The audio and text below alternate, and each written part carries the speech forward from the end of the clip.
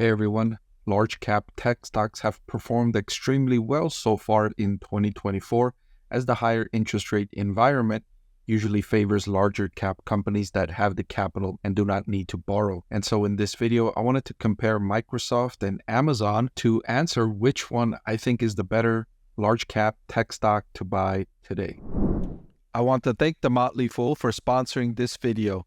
Visit fool.com/Parkev for the 10 best stocks to buy now.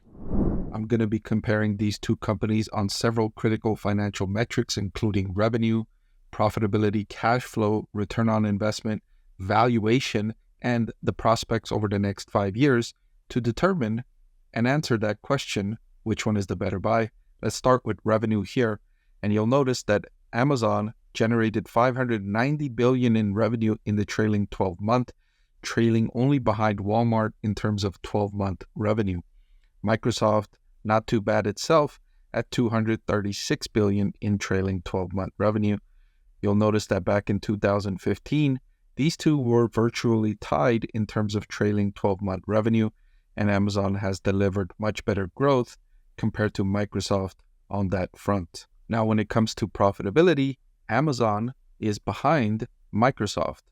Microsoft trailing 12-month operating income of $105 billion represents an incredible operating profit margin with $105 billion in profit on over $200 billion in revenue, whereas Amazon has only $47 billion in profit on close to $600 billion in revenue. And so you'll notice a different margin profile for these two large cap tech stocks, where Amazon has a greater market in terms of revenue, and Microsoft has a greater profit, a greater business model, better profit margins on the revenue that it generates. And that's pretty much what they're going to be over the next 5, 10, 15 years. The markets that Microsoft serves are very lucrative, high profit margin markets, whereas Amazon goes after large markets, and it's okay taking small profit margin as long as there's a big enough opportunity to still generate very good profit overall, as $47 billion in operating income is not a small number at all. Now, looking forward over the next 5 years, the analysts on Wall Street expect Amazon to grow its earnings per share by 28% each year over the next 5 years. Meanwhile, those same analysts that are following Microsoft stock expect it to grow its earnings per share by 15% over the next 5 years. So analysts on Wall Street, and they might not be the same analyst, but the analysts on Wall Street that are following Microsoft and Amazon, they expect Amazon to grow its profitability by roughly twice the rate that they expect Microsoft to grow profitability. And one of the main reasons for that difference is Amazon is addressing a larger market opportunity, and it's growing in its higher profit margin segments. The two most notable higher profit margin segments for Amazon are its AWS segment, where it houses its artificial intelligence business, and the advertising business, which has proven to be very lucrative for Amazon, and it's growing much faster than the overall business. So the categories for growth for Amazon happen to be the categories with higher profit margin. Additionally, Amazon's investments in logistics and fulfillment have been paying off handsomely, and management has said there's more room for growth in that category. Meanwhile, Microsoft growing at 15% per year over the next 5 years is solid itself, to be sure, considering Microsoft already generated such high profit margins, and revenue growth is not expected to be all that fast for Microsoft, given that the markets it's operating in are largely mature, except for its cloud business, which is growing and gaining market share. But the larger part of Microsoft's business, the personal computing business, the software sales to personal computing OEMs, is largely mature, but it's heading into one of the biggest replacement cycles in its history, and Microsoft will benefit from the upgrades of computers that were purchased in 2020 and 2021. If you look at cash flow from operations over a trailing 12-month period, Amazon is much closer to Microsoft with $99 billion compared to $110 billion for Microsoft.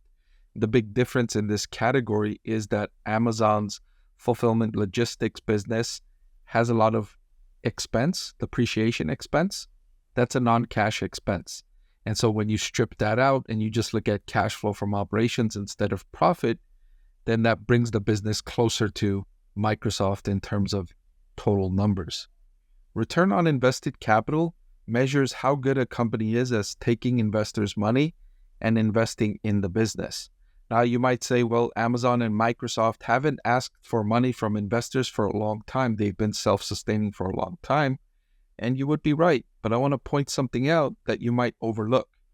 When a company like Amazon or Microsoft, let's say they generate $100 billion in profit or $100 billion in cash flow, like both of these companies are doing roughly, and they don't give that all back to shareholders, and they keep some of that, they're essentially taking money from investors because that $100 billion in profit belongs to investors. And if they're not giving it back in dividends and share buybacks and they're keeping it inside of the company, that's essentially taking money from investors. And so they need to find profitable employment for that money that they're keeping. Otherwise, their return on invested capital number would decrease and investors would grow outraged at why the company continues to reinvest in the business if those reinvestments are not working well. They would tell Microsoft and Amazon management to give that money back to shareholders. You obviously don't know what you're doing with it. You've obviously reached the limit of the growth of this business, so now you just need to give it back. But that's not what's happening here.